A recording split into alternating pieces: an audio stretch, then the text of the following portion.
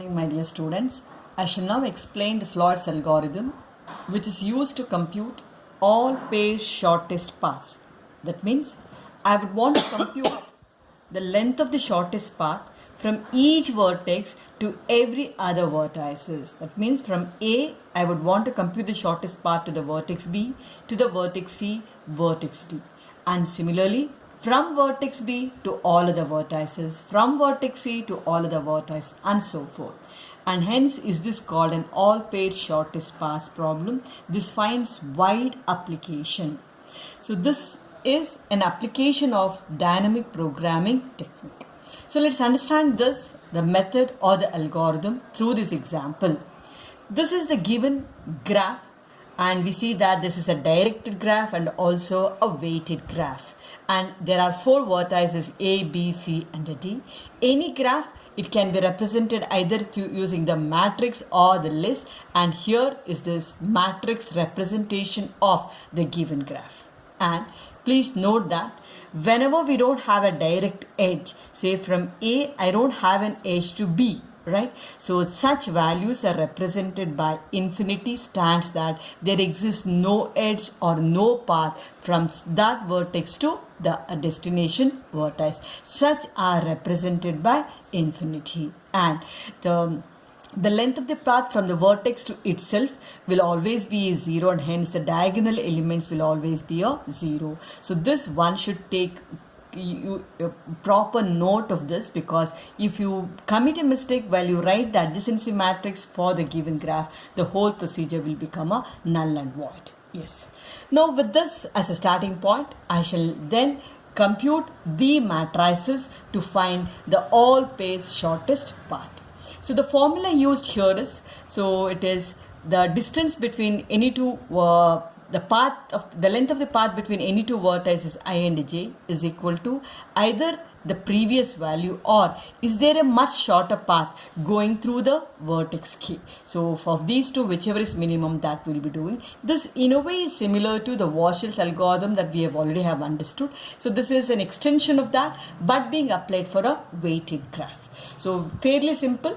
So again, like in the previous case, we start exploring or finding the shortest path in a very systematic manner. The first thing is I find out, so between the vertex I and j, what is the length of the path going through the vertex A. This I call it to be the distance matrix A, and the superscript is A, indicating that this is going through A. Having found with the vertex A, the next is I explore, is there a better shorter path going through the vertex B. This I call it to be d to the power of b, and the next with that I'll compute d to the power of c, d to the power of d, and so on for every vertex. So now we'll start with the very first thing. It is d to the power of 0. That means that no intermediate vertices are considered. So the given graph is just been represented in the form of the matrix.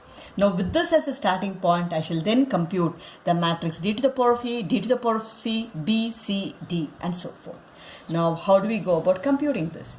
Now what I now would want to compute is d to the power of a, which is the length of the shortest path going through the vertex A. So how do I do that now? So whenever I compute the d to the power of a or d to the power of k, the kth row and the kth column values will remain unaltered. This was so even in the case of a Warshall's algorithm, and here also we do the same thing. So hence I write the 8th row and the 8th column as it is. So copying these values is that a 0, infinity, 3 and a infinity, and this column, 8th column would be 0, 2, infinity and a 6, and I don't have to compute the diagonal values, so I'm just left with these four values to be computed. So these are, again we know, the row and the column are the vertices. Now I should compute this. This entry is BC. It is the length of the shortest path from A to C here. So it is B to C. Now I'm at checking for the possible presence of a path going through the vertex A. Now, what would be the length of this path? So I should know the length of the path from B to A, which I get it from the previous matrix. I look for the entry B to A, the value is 2. And then from here I should go to C. So it is the length of the path from A to C. I look for the entry A to C, which is 3. So this is 2, this is 3. In total, would that be a 5? So what was the previous value? This entry we were trying to find out, B comma C, they here. So B comma C, the value was infinity. Now going through A, the length of the path would be 5. So infinity and a 5, certainly this is much better. So I update this with the new value, which happens to be 5. Now similarly, should I compute this value, which is B to D, now going via A. So what would be the length of this path? B to A, B to A, the value is 2. Now A to D is infinity. And the maths, 2 plus infinity or infinity plus anything will turn out to be an infinity itself. Now what was the previous value? The previous value is infinity. This also infinity. The minimum of both of them turns out to be an infinity. So I just continue with the infinity. Now I go with this value. Should I compute this? So what is this entry? C to B, so going via A. So what is that I should get? C to A. C to A is infinity, and whatever it is the value, infinity anything will be an infinity itself. So now this was the entry. So what was the previous value? The previous value is 7. Now going through it will be an infinity, so that the 7 itself is better than infinity. So I have this value to be a 7. Now should I compute this? C to D going via A. C to A is how much? It's an infinity. Infinity plus anything is an infinity. So I look at the previous value. Previous value is 1, and this turning out to be infinity. Certainly this is much better. So I shall have this value to be 1. Now I need to compute this. What is this value? The entry is D to B, now going via A. So I should get this D to A. D to A is 6. A to B is how much? Infinity. So 6 plus infinity will be an infinity. What is the previous value? Infinity. So the minimum of these two is an infinity. Now should I compute D to C going via A? So D to A is 6, and A to C is how much? A to C is a 3. So 6 plus 3 is a 9. So the previous value is an infinity. 9 is better. So I update this with 9. Yes. So I could now compute D to the power of A. Now exactly the same procedure I shall follow to compute the remaining 3 matrices, and thus get the all pair shortest paths for this particular graph. So we'll quickly now run through the remaining matrices. So this as a reference, I shall then now compute D to the power of A. That is, this is the path going through the vertex A. Now shall I consider the shortest path going through the vertex B, right? So now I'll start doing this. So we know that whenever I'm computing D to the power of B, so the bth row and the bth column values will be as it is. Let me copy them. 2, 0, 5 and an infinity. And this is infinity, 0, 7 and an infinity. And I also know that diagonal elements will be a 0. Now these values I need to compute. So I shall label this A, B, C, D. A, B, C, D. Now every matrix computation I always refer to the previous matrix for its computation. Now this entry should I compute. So what is this? It is A to C. Now what I am trying to do? Trying to look for a possible path going through the vertex B, right? So now I look for this. So A to B is infinity. Infinity anything is an infinity itself. So what is the previous value? The previous value is 3. So this infinity, so I shall retain the previous value to be a 3 itself. Now I should compute this. What it is? A to D going via B. So it is A to B is infinity. So this will be an infinity. So the previous value is an infinity. This also infinity. So this will continue to be infinity. Now I will have to find this. It is C to A. This entry C to A. Now going via B. So how much is C to B? C to B is 7, right? And it is B to D. B to D is infinity. So this will be an infinity. So what was the previous value? So where did I go? It was C to, I went with C to D, was that right? C to D. So 7 plus infinity is an infinity. The previous value is a 1. So I'll have this 1. So this I should compute C to A. Now going via it is B. So C to B is how much? C to B is 7. So and then it is B to A is how much? It is 2. So how much is that? It's that 9. So what was the previous value? The previous value is infinity. This is 9. This is smaller. I'll update this. Now I shall find this. It is D to A going via B. So D to A going via B. So I want this D to B. D to B is an infinity. So that infinity, anything will be an infinity. So the previous value is 6 there here. I shall have this. Now should I compute this D to C going via B. So D to B is how much? It's an infinity. This will be an infinity. What is the previous value? Is that a 9? I will retain it. So I'm done with this. So this is the length of the shortest path going through the vertex B. Now the same thing I shall have to do it for the other two. Now I'll move to the next page there here. So this matrix have copied onto the next page. Now with this as d to the power of b, I should compute d to the power of c. Now how do we do that? So when I'm computing d to the power of c, the cth row and the column values have to be copied as it is because these values remain unaltered. Let me do so there here.